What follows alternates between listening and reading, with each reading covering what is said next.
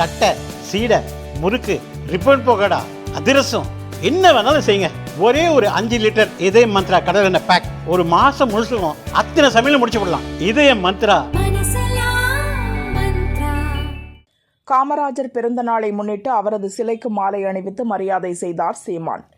அப்போது ரிதன்யா தற்கொலை விவகாரம் பற்றி யாரோ நிருபர் கொளுத்தி போட பட்டாசாக வெடித்தார் சீமான். நடிகை விஜயலட்சுமி விவகாரத்தில் சீமானுக்கு எதிராக மாதர் சங்கங்கள் திரண்டு வந்து போராடின. இப்போ எங்க இருக்காங்க, எங்க படுத்திருக்காங்க, கஞ்சா கொகைன் இல்லைன்னா சரக்கு அடிச்சுட்டு படுத்து கிடக்குறாங்களா என ஆவேசமாக கேட்டார். இந்த நாட்டுல எல்லாம் பெண்ணிய உரிமை பேசும், எல்லாம் பேசும். எனக்கு எதிராக மாதர் சங்கம்லாம் போய் மண்டிட்டு மனு கொடுக்கும், முறையிடும், எழுத்து போராடும், எல்லாம் பண்ணும். இந்த ரிதன்யான்னு ஒரு தங்க வரதட்சணை கொடுமை, பாலியல் துன்புறுத்தல்ல தற்கொலை பண்ணி சேர்த்திருக்காரு. வாழ வேண்டிய ஒரு மலர், ஒரு பூ.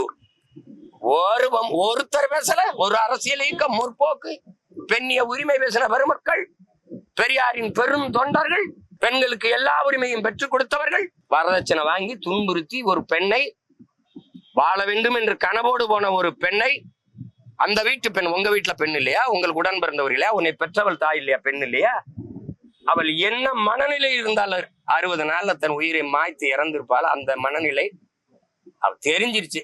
எத்தனை பெண்கள் இப்படி வீட்டுக்குள்ள வதங்கி வாடி வெளியில சொல்ல முடியாம தவிச்சு போய் நிக்கிறாங்க. இதுக்கு என்ன நடவடிக்கை எடுத்திருக்கு அரசு?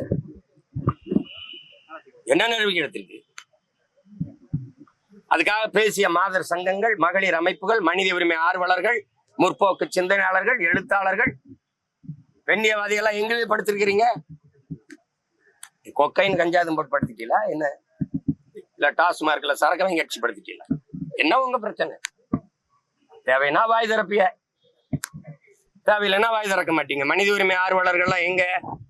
எதிர்கட்சியா இருக்கும்போது ஜெயராஜ் பெனிக்ஸுக்கு ஏறி குளித்த நீங்கள் தம்பி அஜித்குமார் மரணத்துக்கு அமைதியா படுத்தது என்ன?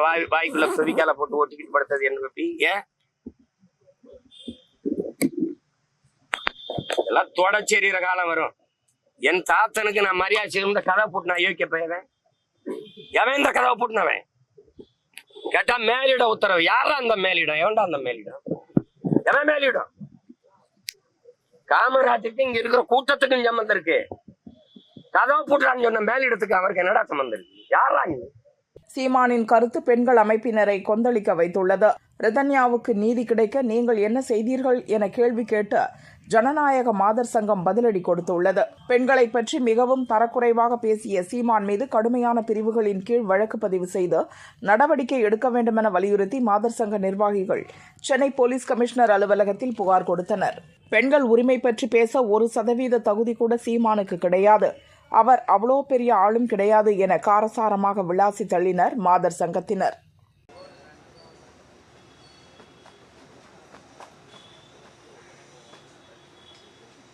திருப்பூரில் இருக்கக்கூடிய ரிதன்யா என்ற பெண் வரதட்சணை கொடுமையால் சமீபத்தில் இறந்துருக்குறாங்க.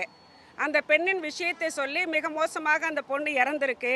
அதுக்கு மாதர் சங்கங்கள் எங்கே போச்சு, பெண்கள் அமைப்புகள், முற்போக்காளர்கள்லாம் எங்கே போனாங்க அப்படிங்கிற கேள்வியை கேட்டுட்டு மாதர் சங்கம் பல விஷயங்களுக்கு போராட்டம் நடத்துகிற மாதர் சங்கம் இப்போ என்ன குகையினோ கஞ்சாவும் அடிச்சுட்டு மயக்கத்தில் இருக்கிறாங்களா, டாஸ்மார்க் வாங்கி குடிச்சிட்டு படுத்து கிடக்கிறாங்களான்னு கேட்டிருக்கிறாரு.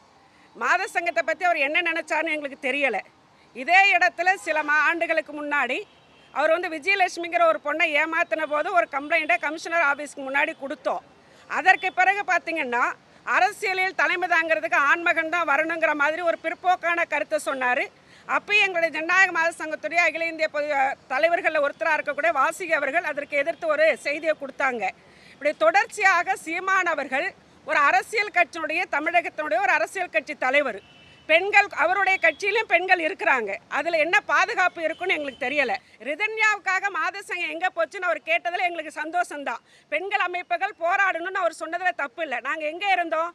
இறந்த அன்னைக்கு அடுத்த நாள் அந்த பெண்ணுடைய பெற்றோர்களை சந்திப்பதற்கு எங்களுடைய அகில மாதர் சங்கத்துடைய தலைவராக இருக்கிற ராதிகா உள்ளிட்டு அந்த மாவட்டத்தில் இருக்கக்கூடிய மாதர் சங்க தலைவர்கள் அந்த குடும்பத்தை பார்த்து ஆறுதல் சொன்னாங்க.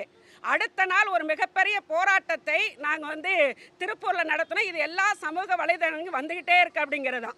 இவர் பேசுகிற விஷயம் நாங்கள் அங்கே இருந்ததை நாங்கள் வெளிப்படுத்துகிற ஒன்று. ஆனால் எங்கே போச்சுன்னு கேட்கக்கூடிய சீமான் எங்கே போனார்? அவர் ரிதன்யாவுக்காக போராடினாரா?